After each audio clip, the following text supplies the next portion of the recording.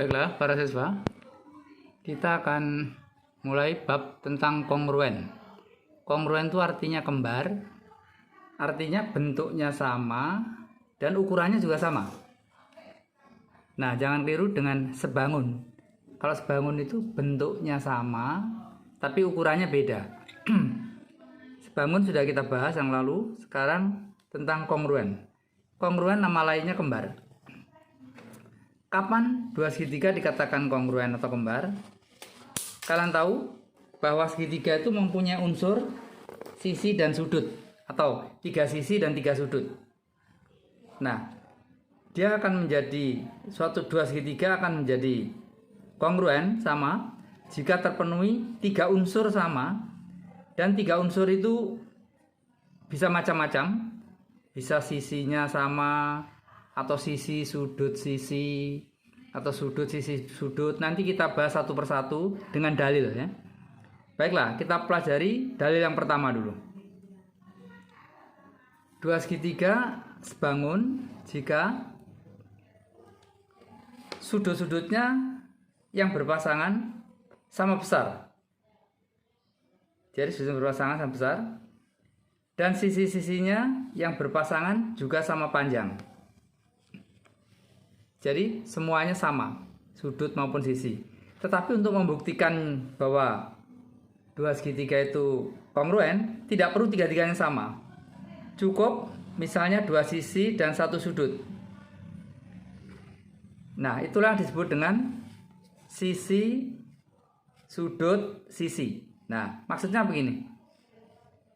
Ini ada 2 segitiga, ABC dan PQR. Kalau dikatakan kongruen, berarti tiga-tiganya sama kan? Jadi ABC segitiga ABC kongruen dengan segitiga PQR. Berarti si sudut yang seletak sama. Sudut A sama besar sudut P. Apalagi sudut B sama dengan sudut Q. Terus sudut C sama sudut R. Begitu juga sisinya. Sisi AB sama dengan sisi PQ.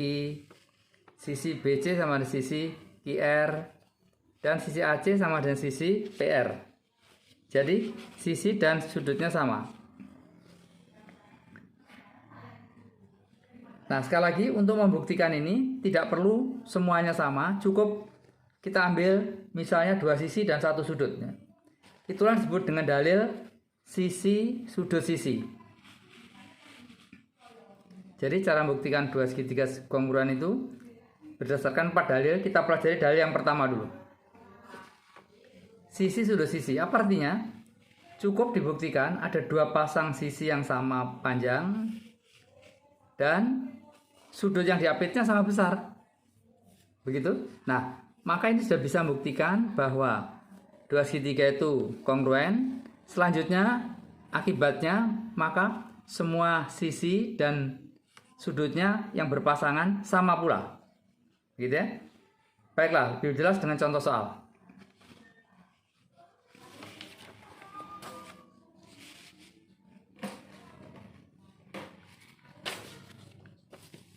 Nomor 215. Pada segitiga BC sama kaki itu berarti ada 2 sisi yang sama, yaitu sisi AC sama dengan sisi BC. Ditarik garis bagi sudut CD. Tunjukkan ada 2 segitiga yang kongruen. Ini.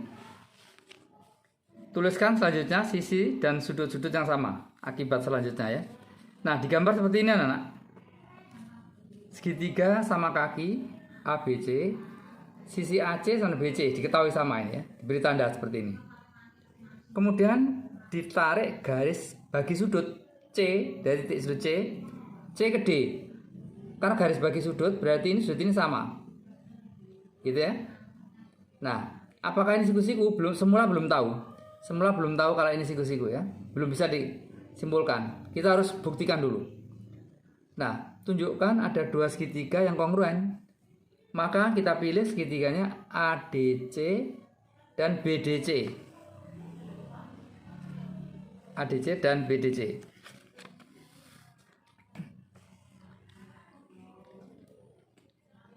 Nah, apa unsur-unsur yang sama dari segitiga yang kiri ADC, siku-siku ya? Bukan siku-siku, ADC dan BDC yang sama. Pertama, sisi AC sama dengan BC. Alasannya karena sama kaki. Sama kaki itu kan berarti memang diketahui AC sama BC. Yang kedua, sudut. Sudut C1 dan C2. Dari mana tahu? Kan garis bagi sudut. Garis bagi sudut diketahui kan dari soal. Begitu. Kemudian sisi CD sama dengan CD benar berimpit. Jadi sisi CD itu dimiliki oleh segitiga ACD, tapi sisi CD juga dimiliki oleh segitiga BDC. Karena itu sama berimpit ya. Nah, sudah kita peroleh ada dua sisi sama dan sudut yang diapit juga sama ya. Jadi dua sisinya itu AC dan CD. Sudut yang diapit juga sama, C1 C2. Maka berlaku dalil 1 boleh berkesimpulan bahwa segitiga ADC kongruen dengan segitiga BDC berdasarkan dalil sisi sudut sisi. Nah, kalau sudah terbukti begini ya, maka akibatnya semua sisi sama yang berpasangan dan sudutnya sama. Tadi kan baru ada dua sisi, maka sisi yang ketiga pasti sama, yaitu sisi AD sama dengan BD. Dua sudut pasti sama, yaitu sudut A sama sudut B dan sudut D1 dan sudut D2. Nah, karena sama berarti siku-siku anak-anak kan itu 180 derajat. Jadi sudut ini pasti siku-siku. Akibat dari kongruen tadi kita boleh berkesimpulan sudut D1 sama D2 90 derajat dan sudut A sama sudut B.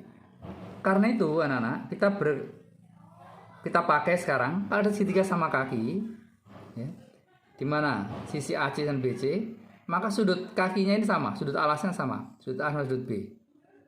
Terus kalau kita menarik garis bagi itu juga berfungsi sebagai garis tinggi. Garis tinggi itu sudutnya 90 derajat tegak lurus dan berfungsi pula sebagai garis berat.